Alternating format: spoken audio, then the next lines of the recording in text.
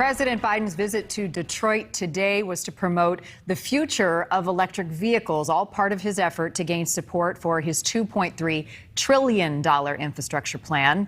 The president says the push toward more electric vehicle manufacturing would tackle climate change and also create good-paying jobs, saying that the U.S. must not fall behind other nations. China has a bigger manufacturing scale than all other countries. And they're using that scale to make these batteries not just in China, but they're making them in Germany and in Mexico. And they're now exporting those electric vehicles around the world with sights on the American market. And they think they're going to win. But I got news for them. They will not win this race.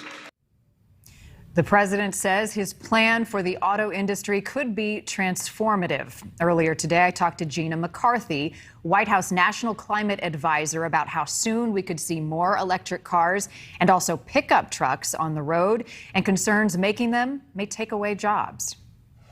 Gina McCarthy, it is great to talk to you. Thank you so much for taking out the time to speak with NewsNation. I'd love to start with the time that you've had so far to settle into your new position, where you see the greatest opportunity today in terms of climate and the environment for the U.S. and its role globally. Well, Marnie, first of all, thanks for having me. I really appreciate it. And, you know, we've just been sort of past our 100-day mark, maybe a week or two later. And, you know, I don't want to point to any one thing other than the leadership of President Biden on this issue of climate change, because he's changed all the dynamic around climate. He's not really talking about a planet problem. You know, we know the planet is warming. He's just talking about it in terms of people and what we need to actually move our country forward. So he's talking about clean energy as being an opportunity for great, good-paying union jobs. You know, today he was in Dearborn, Michigan, and he was actually driving, much to the chagrin of the Secret Service, I hear, he was driving the very first electric F-150 pickup truck. And that is such an iconic brand. It is one of the best-selling cars in the world.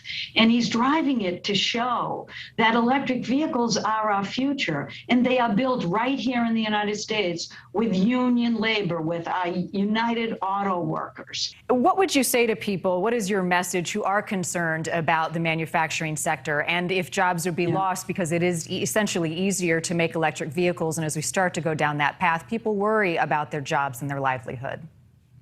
They do, and we've been working with the unions to take a look at what the big anxiety might be. And part of the investment opportunity we're making is to build 500,000 electric vehicle charging stations, because the unions need to understand that people are going to buy these technologies.